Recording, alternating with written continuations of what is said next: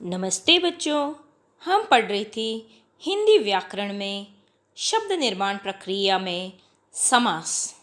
समास में हम लोगों ने 6 भेद पढ़े थे। अव्ययी भाव समास, कर्मधारय, तत्पुरुष, द्वंद्व, द्विगु एवं बहुब्रीहि।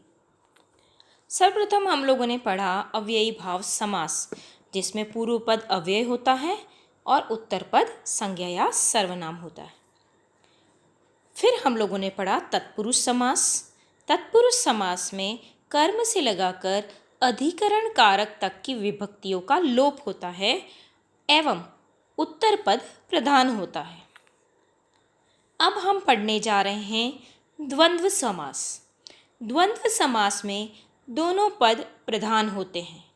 चूँकि हमने अव्ययी भाव समास में पढ़ा था, पूर्व पद अव्यय एवं वही प्रधान होता है।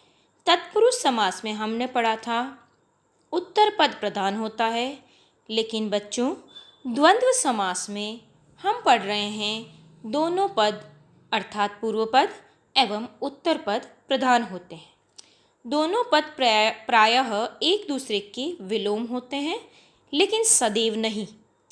इसका विग्रह करने पर और, अथवा, या का प्रयोग होता है। कुछ उदाहरणों द्वारा हम समझेंगे। माता पिता, यहाँ पर समास विग्रह करने पर माता और पिता बनता है। वैसे ही समस्त पद दाल रोटी का विग्रह करने पर दाल और रोटी। वैसे ही पाप पुण्य, पाप या पुण्य, अन्न जल, अन्न और जल, जलवायु, जल और वायु, फल फूल, फल और फूल, भला बुरा, भला या बुरा, रुपया पैसा, रुपया और पैसा, अपना पराया, अपना या पराया, नील लोहित, नीला और लोहित। लोहित का मतलब होता है लाल। धर्माधर्म, धर्म या अधर्म, सुरासुर, सुर या असुर, शीतोष्ण, शीत या उष्ण, यशापयश अर्थात इसका विग्रह बनाएंगे यश या अपयश। शीतापत, तप, शीत या आतप। आतप मतलब सूर्य यानी गर्मी। शस्त्रास्त्र, शस्त्र और अस्त्र। कृष्ण अर्जुन, कृष्ण और अर्जुन। तो बच्चों, आपने देखा समस्त पद के बाद जब हम विग्रह बनाते हैं तो विग्रह में और, या, अथवा बीच में जोड़ करके इसका समास विग्रह किया जाता है। द्विगु समास में प्रायः पूर्व पद संख्यावाची होता है, तो कभी कभी परपद भी संख्यावाची देखा जा सकता है। द्विगु समास में प्रयुक्त संख्या किसी समूह का बोध कराती है, अन्य अर्थ का नहीं, जैसा कि बहुब्रीहि समास में देखा है। इसका विग्रह करने पर समूह या समाहार शब्द प्रयुक्त होता है। आइए कुछ उदाहरणों द्वारा समझते हैं। यहाँ पर देखेंगे आप लोग दो राहा।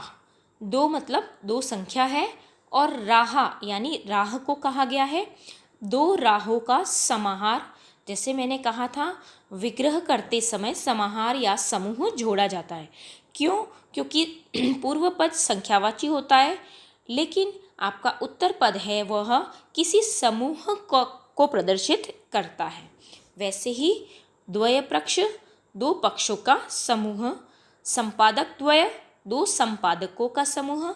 त्रिभुज, तीन भुजाओं का समाहार। त्रिलोक या त्रिलोकी, तीन लोकों का समाहार।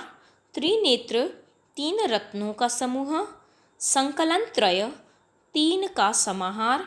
भुवन त्रय, तीन भुवनों का समाहार। चौमासा या चतुर्मास, चार मासों का समाहार। चतुर्भुज, चार भुजाओं का समाहार। चतुर्वर्ण, चार वर्णों का समाहार। पंचामृत, पांच अमृतों का समाहार। पंचपात्र, पांच पात्रों का समाहार। पंचवटी, पांच वटों का समाहार। षड्भुज, छह भुजाओं का समाहार। सप्ताह, सप्त अहो अर्थात दिनों का समाहार, सतसई 700 का समाहार, सप्तशती सप्तशतकों का समाहार, सप्तर्षि 7 ऋषियों का समूह।